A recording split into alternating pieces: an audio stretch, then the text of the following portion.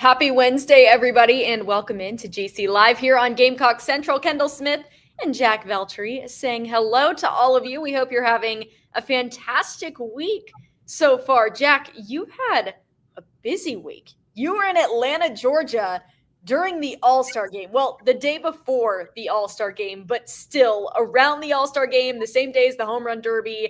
I have to imagine, because Atlanta traffic is already just terrible, I have to imagine the traffic was a little bit rough, but you made it up for SEC Media Days on Monday, which is what we are going to talk about here today on the show. But first of all, how was the travel to Atlanta and how was the trip?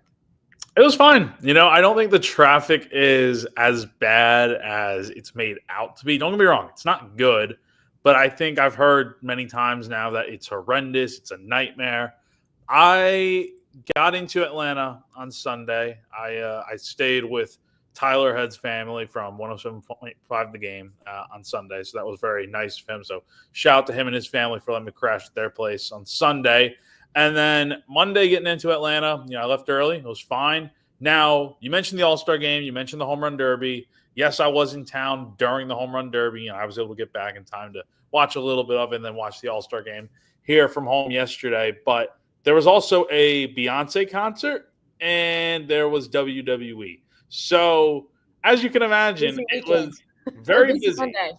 Yes, a very busy Monday. But now I left mid-afternoon, and I dealt with a little bit of that rush hour traffic. But honestly, once I got out of Atlanta, it was fine. So, no complaints there. And, it was a good time. I was only there for one day. And let me just say, I cannot imagine doing this event for 4 days in a row, being there as like a national beat guy. I'd love to do something like that, but that sounds like a lot. And day one was crazy, and I can only imagine the rest of the week has been hectic.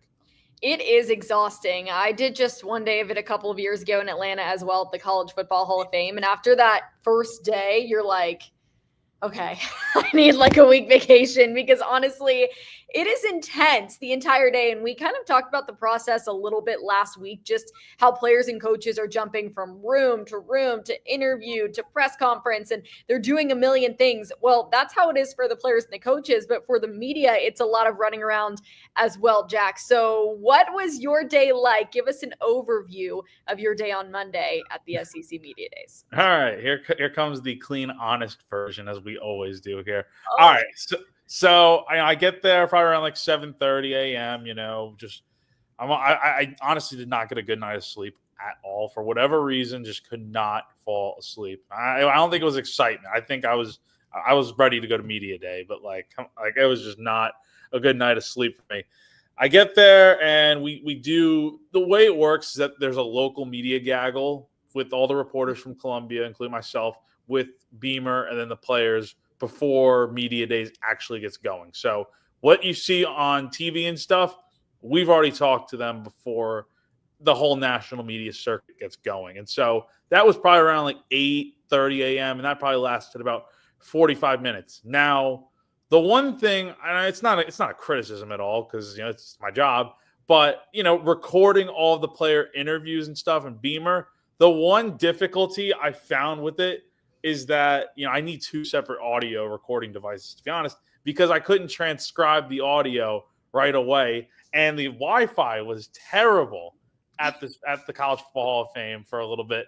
So uploading all the YouTube videos, I want to say it probably took, by the time I got the last one done, it probably took about 3 hours. I was just so frustrated with it. It was the most absurd thing. But I get technology is not always great and in my favor. And then I had to go back and re-record audio for all the press conferences just so I could transcribe it onto Otter and start writing stories. And it took me a little bit of time to get my my Beamer transcript up and stuff. So I'm like sweating bullets here, just typing away as fast as I can. And but by the time I got the Beamer transcript done, I was much relieved. It just felt like the weight of the world was off my shoulders for a little bit. So I'm trying to interrupt you really quickly because I want to hear about the rest of your day, but I'm looking back at our Gamecock Central group chat, and this is hilarious. Oh, God. Jack is telling us all about these YouTube videos and just talking about how it's taking forever for them to upload. And he's giving us updates as to what percentage uploaded they are. So he's like, the Beamer video is at 82%. Sorry, this is taking so much time. And we can get into this later, but we kept seeing Jack like doing his thing out there in the background of all these pictures. Jack was in the background of SEC Network. Jack was in the background of several social media posts, just, doing his job, doing what he needed to do. But we kept seeing Jack just in the background of all of these various places. And so we were sending all of those pictures. The group chat was quite funny on Monday, I have to say. But anyways, continue with your day. So you finally got everything good to go. It was very funny, all the stuff that was going on in the group chat. Again, I'm someone that likes to have an orderly schedule, keep things up to date. Let me just tell you, SEC Media Days is not for the faint of heart. It is not orderly in terms of you want to stick to your schedule. It's very hard to do that just because so many things are going on. It feels like Black Friday, but for college football. It's insane. And then you got Yuva, blasting me on Twitter, exposing me with the picture and stuff. And I think I sent that picture. I know. So I don't blame him. I don't blame you. I thought it was funny. I always love being caught in 4K, but. Yeah, again, once everything slowed down a little bit, it was just a very relaxing, rest of the day. Let me just say the morning relaxing.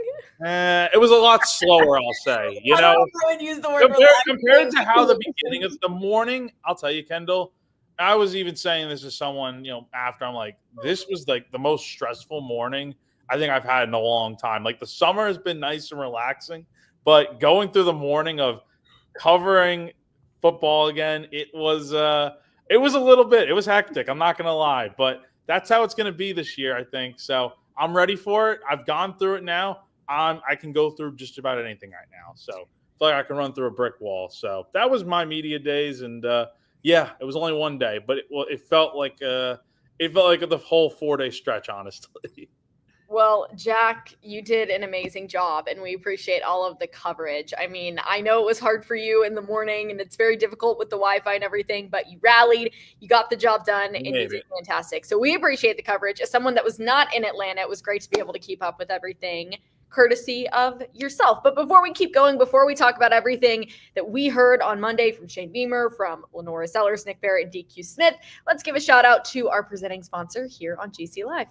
Yeah, so she is talking about Clint Hammond of CMG Home Loans. So if you're in the market to potentially buy a home, or you just need help with your mortgage, but it could be a complicated process and maybe you don't know where to begin. I mean, sure, I don't. So, you go to a guy like Clint Hammond, he'll help you out along the way, take you through the process step by step and get you on the right track to buying that future home or helping you out with your mortgage. So if you're interested, give them a call, 803-422-6797. The NMLS number for him is 71597, or you can go to clinthammond.com for more info. And in case that's not enough for you, he's also a lifelong Gamecock fan, and he's also a longtime supporter of GamecockCentral.com. So right there, you're in the right hands with a guy like Clint helping you out. So definitely go ahead and check him out. Info is above us on screen all show long.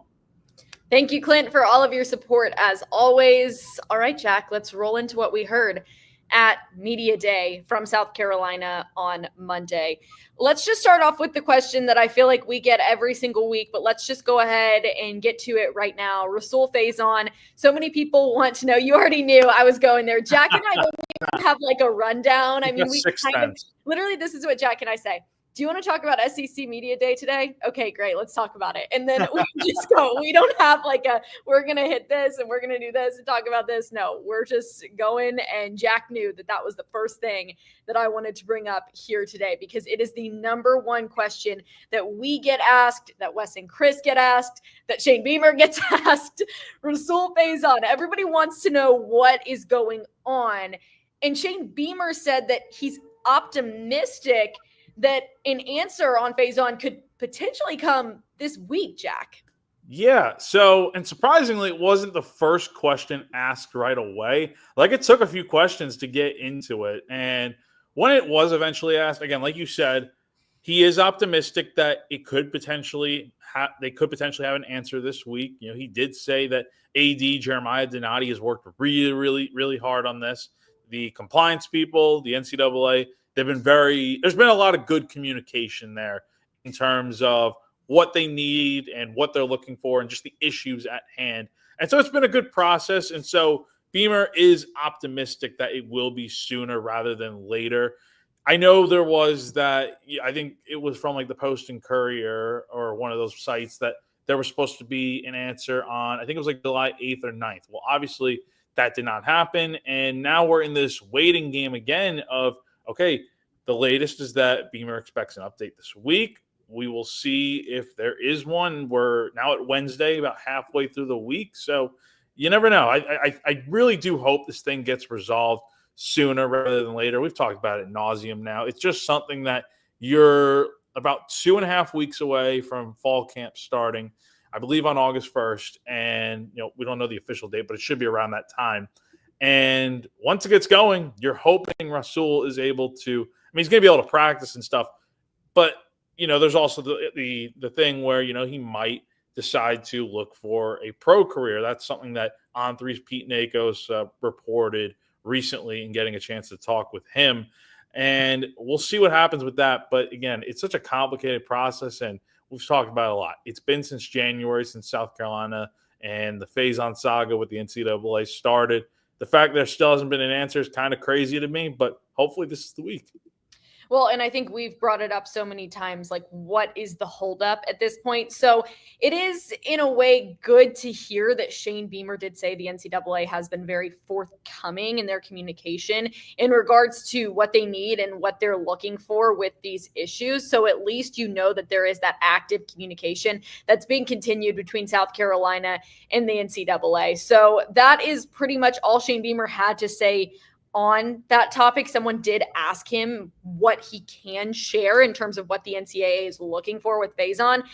And he said, I can't really share more on that. So we'll see what happens, but he is optimistic, again, potentially this week, but certainly soon they're hoping to receive an answer on Rauls Faison. But Jack, just as we anticipated, this SEC Media Day for South Carolina was all about the narrative of the Gamecocks heading into the 2025 season. And it's a narrative that's very different from what South Carolina has experienced in years past. And I would say going into that second year of Spencer Rattler, there certainly was some national attention around South Carolina after beating Clemson at Clemson our senior year in 2022. So heading into that season, it was kind of like a similar feel heading into the 2023 season. But this year, I feel like it's totally different. Like it's even more so. It's on a different level. South Carolina is receiving this attention on a national standpoint that's really unlike what they have received in a long, long time. And a lot of people wanted to know, they wanted to ask the players, Nick Barrett, DQ Smith, and Lenore Sellers, along with Shane Beamer, how do you handle that kind of pressure? So what answers did we get from South Carolina, Jack? Well, that was the first question actually asked. So I'm glad you brought that up. And it was basically asked in a way of, do you have to address with the team on the fact that, like you said, Kendall, more people are talking about Carolina and having higher expectations for them.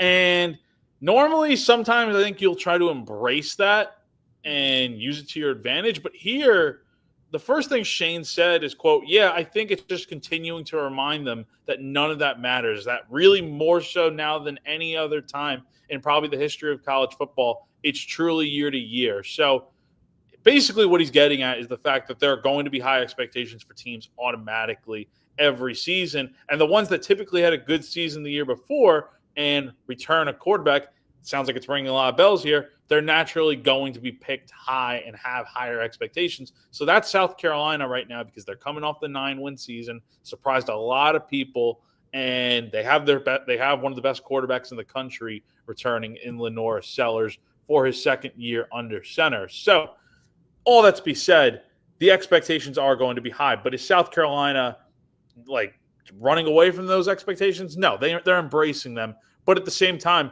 they remember, Shane brought this up a lot throughout the day, that last year when South Carolina was coming off the 5-win season they had in 23, nobody, as he put, quote, nobody thought we were worth a crap and weren't saying very good things about us. So they didn't listen to it then. They're not listening to the noise now. And, it's just one of those things that it can be a little bit of a trap, I would say, to buy into all the noise and stuff. But South Carolina's done a pretty good job of blocking it out like they have in the past and not making too much of it because they know they're a good team, I think, and not running away from the expectations. But it's something that it's out there, and they're doing what they can to make sure they're making things not bigger than they already are. Well, we call it talking season for a reason because this is all just a bunch of talk, and we'll see what actually happens when South Carolina hits the field at the end of August against Virginia Tech. But Jack, I'm curious to know, because we did have this conversation last week. You have the opportunity to talk to these players, and you felt like it would be very, very difficult to be able to get towards the front of or have the opportunity to ask questions to LaNorris Sellers because so many people, especially from a national standpoint, wanted to hear from him. So I'm curious, just from your perspective, like how much attention was on LaNorris during this media day on Monday? A lot. Let me see if I can pull up the picture on my phone. I think I sent it, or I put on Twitter that there was, I think, so typically, like we described last week, there are 3 different sections of tables where the players will go sit during the national media availability. And, you have the quarterbacks in one area, and then you have the other players in another spot. This was, I don't know if you guys can see that well, but a lot of folks surrounded around LaNorris Sellers at media day. I mean, he wasn't the only one. I mean, Arch Manning had a lot of people around him yesterday. So that's kind of how it went. And you look at Sellers and stuff. Yeah, there was a lot of buzz around him. I mean, everyone wanted to talk to him when he was there on Monday. So definitely a lot of attention around him for sure.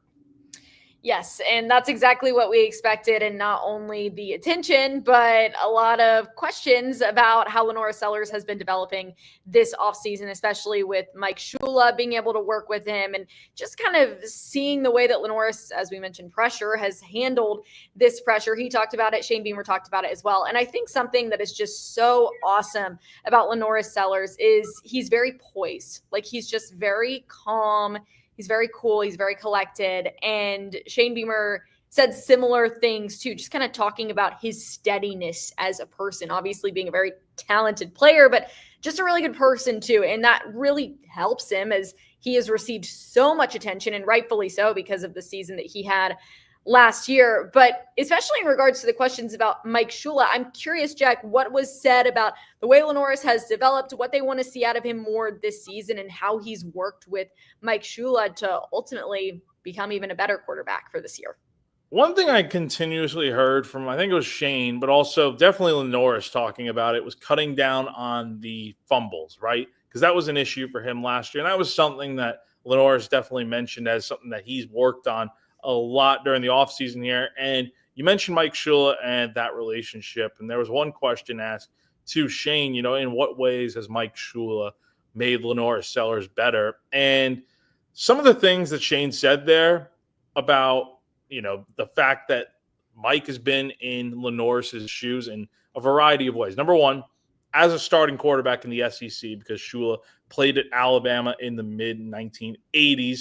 And then he's also been in the NFL, obviously, as an offensive coordinator, helped the Panthers reach Super Bowl 50 back in 2015. And he's worked with Cam Newton, who won an MVP, worked with Eli Manning with the New York Giants. So a lot of good quarterbacks during his time at the pro level, but also the perspective of LaNorris and Shula's relationship goes back to last year when you had Dow Loggins, the offensive coordinator for South Carolina at the time before leaving to take the head coaching job at App State.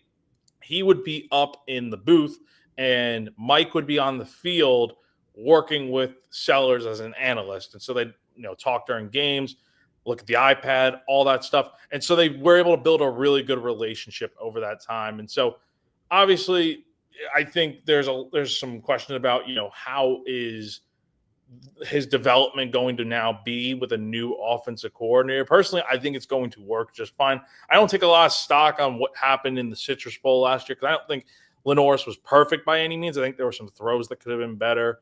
A little bit of the scrambling and stuff could have also been a little bit better. I think he was a much better player in November with how hot he was, and I think having the month off and stuff maybe played into it a little bit.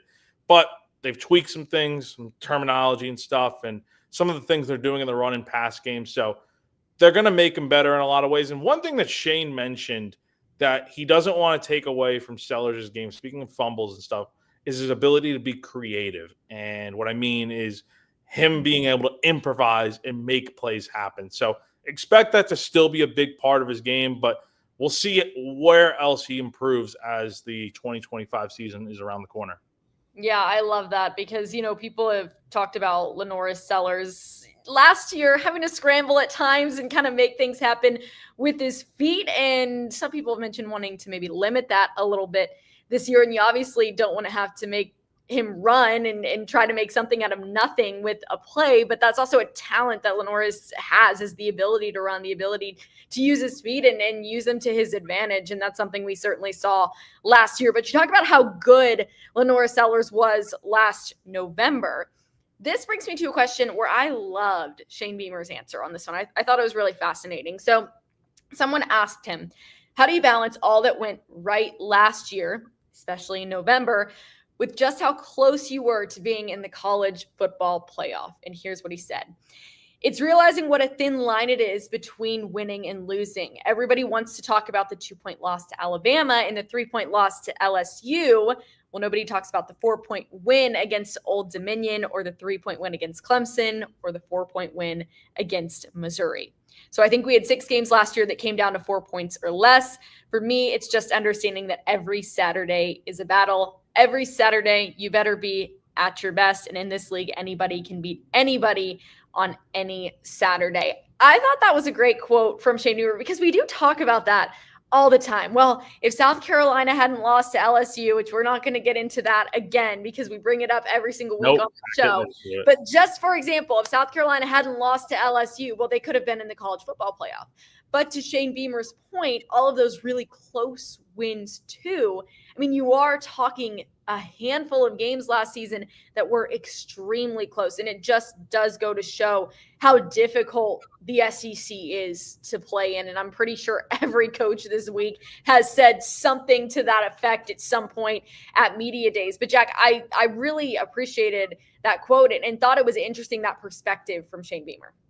Yeah, no, most definitely. I mean, look, this is going to be, a really important year for Shane. And I think it's year 5 now. I mean, can you believe that, Kendall? Do you remember when he first came to South Carolina I think it was December of 2020, a rough year for the Gamecocks, and he comes to Carolina and he turns the program around in literally about a year. Yesterday. Like, I remember his Zoom press conference. Oh my God. Like it was yesterday.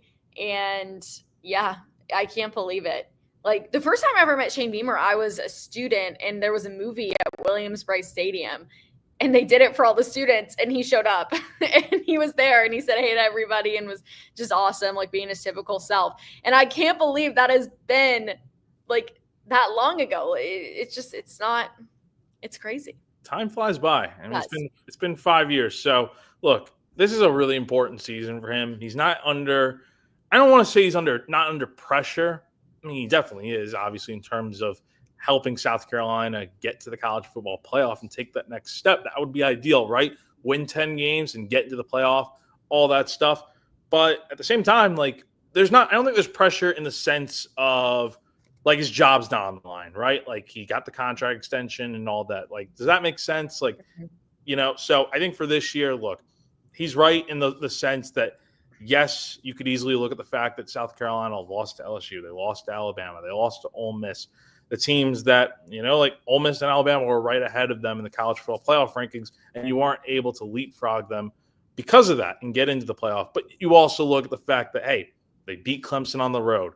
I mean, the first thing he brought up was the Old Dominion game that they won by 4 points, which is one that was far too close for anyone to really enjoy. But I think this year, expectations are high. South Carolina, a lot to look forward to with this team, a lot to replace too. But if there's any coach, I think, out there right now that has a lot of opportunity to go out there and do something really special this year, it's definitely Shane. I think this cast of coaches and players could make for a really interesting season. I agree. And it was interesting to obviously hear all he had to say. And I know we've talked a lot about Shane Beamer and we've talked about Lenora Sellers a lot too. But Nick Barrett and DQ Smith were also at SEC Media Days, and they have a very interesting perspective on things as well. So, from those two, Jack, what did you hear that stood out to you? I'll start with DQ. Now, he is now a fourth-year starter with South Carolina and stuff. A lot of the questions for him were more so about the defense in general, right? With how much they're replacing. And look, he said himself, him and Nicky Minwari have a really tight bond. I mean, those guys are best friends, and they're both from the Columbia area. So not having Nick out there in the secondary with him this year is going to be a little bit weird for him. It's going to be a little bit weird for Gamecock fans that have been so used to seeing those two out there making big plays and stuff. And so that's something that obviously is going to take a little bit of time to adjust to for DQ, but he's seen other guys step up. He spoke a lot about Peyton Williams, and that's one name that I think I would keep an eye on if I'm a Gamecock fan watching and looking forward to seeing who's going to take the place of Nicky Minwari. Still got to go through fall camp and stuff, but I feel like in my mind, Peyton Williams would be one of those guys that, yeah, you would say he's probably an early front runner to earn some time at safety this season, especially after his emergence, specifically in the Vanderbilt game last year. And that's one thing I would say. And then Nick Barrett, just getting into a little bit of him, he's a little bit more quiet, I'd say. But with him, he's a guy that has been at South Carolina his entire career now. He's back for a fifth year. I was listening to, I think, him and Shane talk the other day on radio, and Nick was committed to South Carolina before Shane got to Columbia, and he ended up sticking with his commitment, staying at South Carolina, and he obviously had a red shirt last year, but the team sees him having a really big role this year and being one of those leaders to count on. So that's what I would say to expect out of Nick, is that he holds himself to a high standard and knows he has to be a leader and a veteran for the young guys to really rely on, and that's what we'll see this year. So it's fun at Media Days to hear what the players, what Shane Beamer has to say, but it's also fun to hear what everybody else has to say about South Carolina, and that's one of the best parts. So Jack, from a media perspective, from the perspective of other teams, what were you hearing? Like, what was the word about South Carolina? We obviously talk about the hype and the expectations, but what else were people saying about the Gamecocks at Media Days? Well, I'm glad you asked that, because I actually caught up with one of Ole Miss's players, TJ Dottery, a linebacker for Ole Miss, which funnily enough, and I asked him the questions and all that, but Kevin Miller on Gamecock Central wrote the story. He noted that, TJ used to be at Clemson. So having that perspective, it's very interesting to hear that he went ahead and, said that, South Carolina fans gave him chills at Williams-Brice Stadium when Ole Miss was at Willie B last year when they beat South Carolina in that real blowout type of game. And then he went on to just talk really highly about Lenora Sellers and just saying that there's a lot of arm talent, and leg-wise, he's outstanding. So the way he's able to use both is huge for him, and he's just always going to be a great opponent because he has great talent. And, he's someone that he called a great quarterback. So that was probably the one instance where I heard a lot about that just on a one-on-one level. And then yesterday, obviously I was not there at Media Days on Tuesday, but hearing former Oklahoma quarterback, now Auburn quarterback, Jackson Arnold, talk about his welcome to the SEC moment. I wrote about this on Central this morning. He said that the South Carolina game was that welcome to the SEC moment where he got sacked 8 times in that game where Carolina won 35-9 in Norman, really big blowout loss. And just the way he talked about the South Carolina D-line and how ferocious they were and explosive.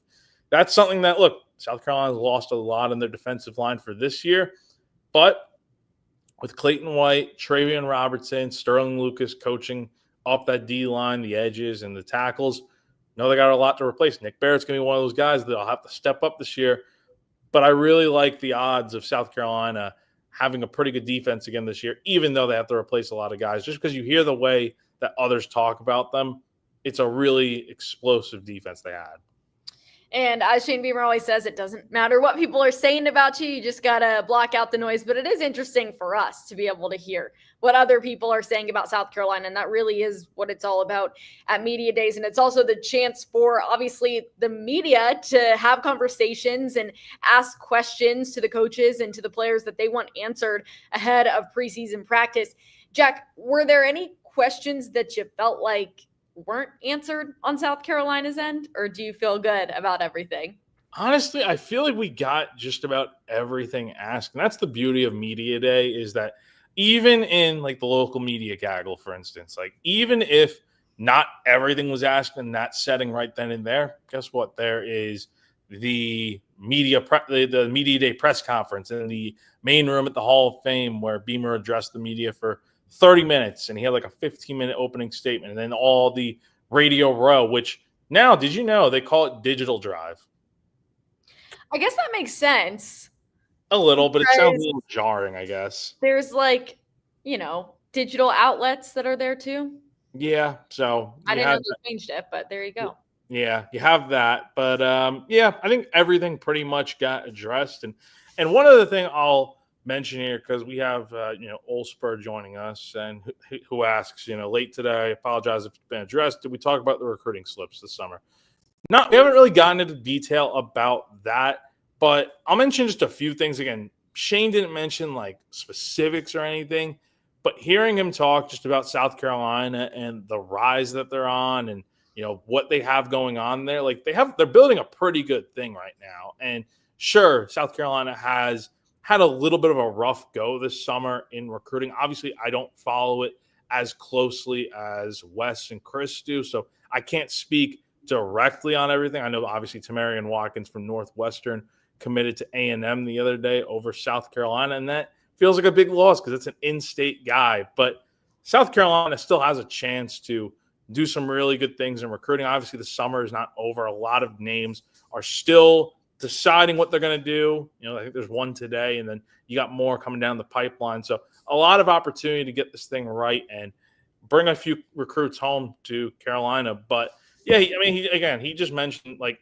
I think of one instance with Lenore Sellers and Beamer talking about him. I think the quote was like, why the hell would you ever think about leaving here when he's got everything he needs here? I mean, even Lenore said it, like, when he's getting offers from other big schools and stuff. I think Auburn was one of them. And it's like, he's got everything he needs here. He's in South Carolina. His family's close by. He's got a good thing going with the program. He's well compensated.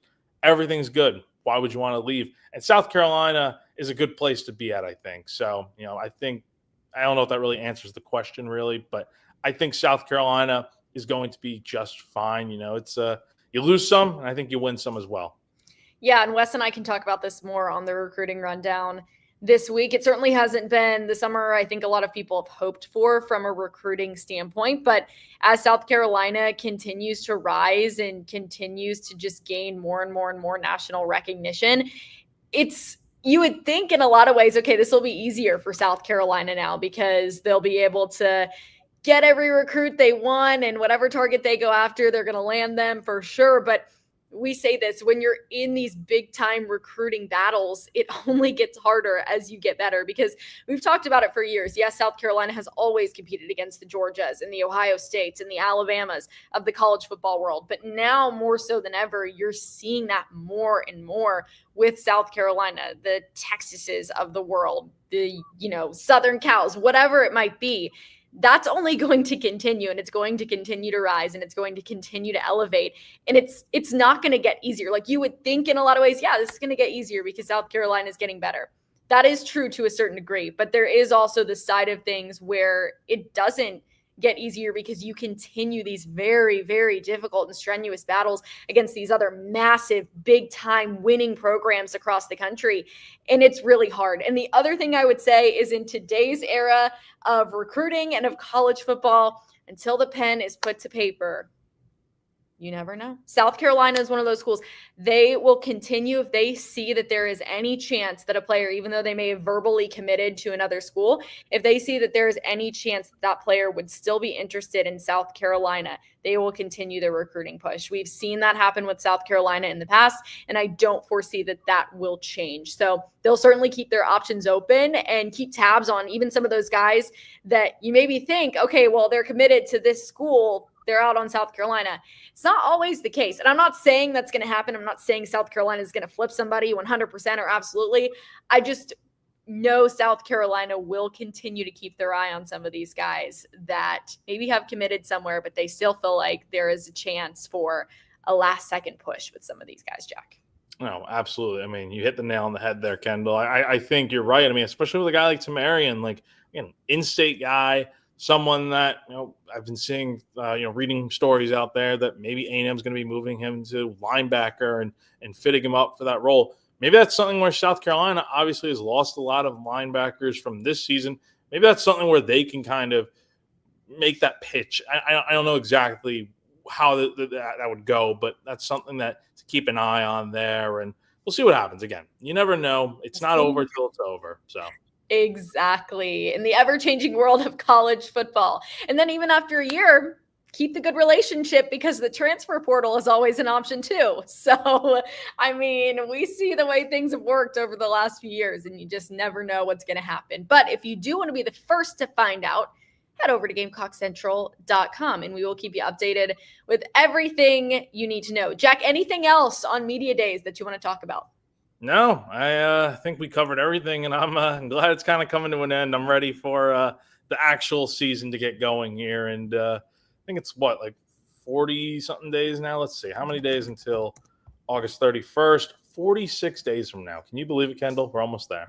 Under 50 days. That's crazy. There will be probably another media day just for South Carolina before the season starts. So your media days aren't over quite yet, Jack. No, at the end of the month. We don't have a date yet, but we'll have something, I'm sure, with South Carolina at the facility. So be a lot of fun, and we'll have all coverage on GC whenever that takes place. Nothing as crazy as SEC Media Days. Jack, congratulations on going up there and doing a great job. It's not easy, and it's certainly hectic, but thank you so much for all of the coverage. I speak on behalf of myself, and I think everybody else when I say we greatly, greatly appreciate it. And we appreciate all of you for joining us here on GC Live. Happy Wednesday to you all. Hope you have a great rest of your night, an awesome rest of your week.